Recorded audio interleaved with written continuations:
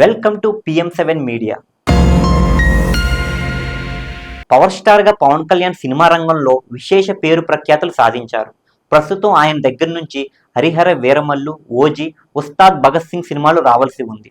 రాజకీయాల్లో బిజీగా ఉండడం వల్ల వీటికి ఆయన కాల్ షీట్లు కేటాయించలేకపోతున్నారు. ఎలాగోలా కష్టపడి హరిహర వీరమల్లు సినిమాను పూర్తి చేయగలిగారు. మే 9వ తేదీన విడుదల కాబోతుంది.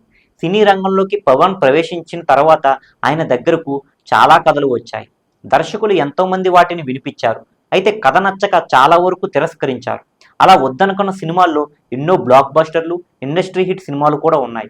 అవే చేసి ఉంటే power star Pawan Kalyan range ultimate పీక్స్లో ఉండేదనేవారు చాలామంది ఉన్నారు.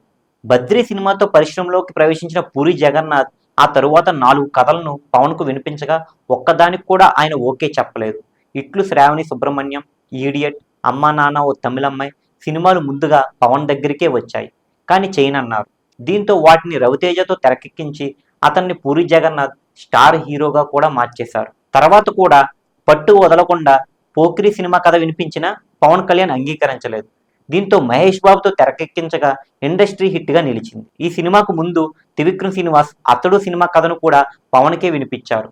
అయితే కథ వినే సమయంలో పవన్ నిద్రపోవడంతో ఆయనకు ఆసక్తి లేదని భావించిన త్రివిక్రమ్ మహేష్ బాబుతో తెరకెక్కించి చిరకాలం గుర్తుండిపోయే క్లాసిక్ సినిమాను అందించారు. అవి చేయనందుకు బాధపడుతున్న పవన్ అభిమానులకు మరోసారి నిరాశ ఎదురైంది. మల్టీ స్టారర్ సినిమా తీయాలని భావించిన నిర్మాత దిల్ రాజు సీతమ్మ వాకిట్లో సిరిమల్లె చెట్టు సినిమా తీశారు. అయితే మహేష్ బాబుకు బదులుగా ముందుగా పవన్ కళ్యాణ్ను కలిసి కథ వినిపించారు. ఆయన నో చెప్పారు. దీంతో వెంకటేష్, ప్రిన్స్ మహేష్ బాబు కలయికలో తెరకెక్కి సూపర్ హిట్గా నిలిచింది. హరీష్ శంకర్ దర్శకత్వంలో వచ్చిన మిరపకాయ సినిమా కూడా ముందుగా పవన్ దగ్గరికే చేరింది.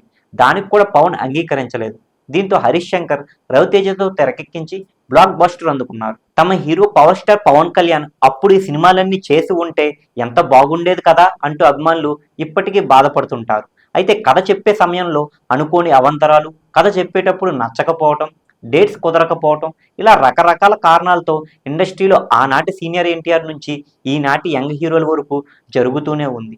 అయితే ఇది యాదృచ్ఛికమే అయినా ఒకరి హిట్ మరొకరి ఖాతాలో పడదు. ఇదే విధి విలాసం అంటారు సినీ హీరోల ఫ్యాన్స్. ఓ రకంగా చూస్తే ఇదే నిజమనిపిస్తుంది.